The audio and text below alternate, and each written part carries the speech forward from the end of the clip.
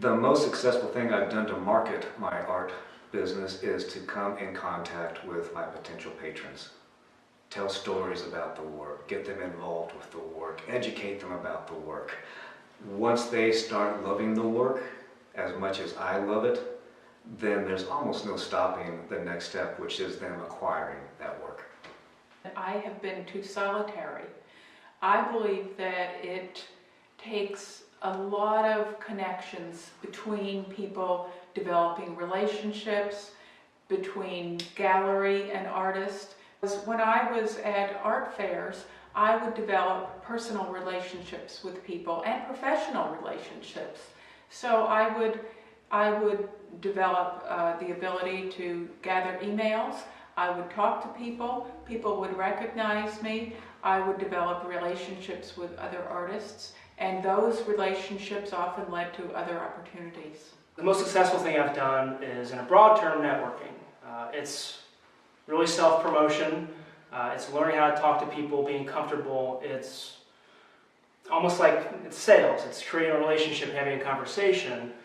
And I think having that confidence in my work helps because you can talk to somebody. It always comes up what you do, and I meet new people all the time, and so I have my images readily available on my phone. Yeah, I have a lot of common interests with my target market. I love bird dogs, I love bird hunting, I love being out in the woods. So for me, attending these events where I'm hanging out with people that have common interests with me, it's a natural chance to associate with people, cultivate friendships, and cultivate clients because we share common interests. Networking for sure. But when I talk about networking, I'm not talking traditional networking. I'm talking about a multidimensional target audience going to not only individuals, people in my community, including interviews that really focus on them and their needs, looking at universities. We're partnering with Washington U, their social entrepreneur program.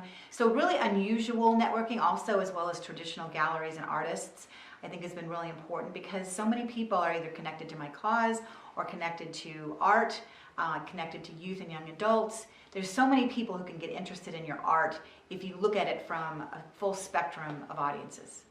I've found to try to market my artwork, I get in front of the people that I think have the means to buy it and an appreciation of it. So I've found through people and connections, conservation organizations or charities that have very high-end events, and because I can present a whole multitude of framed artwork to present to people, even for auction, I find a cause that I like that's very high-end and present that to them, and usually they've accepted it graciously. And so you get to help a cause, and you get it in front of a whole group of people that might not otherwise have seen it. You know, it's not directly marketing, not directly selling, but probably the most successful thing I've done was to get really involved with other people like me, with the Greater St. Louis Art Association, and get involved with the Queenie Park shows, because it put my work in front of a lot of people, a lot more than I ever would have on my own.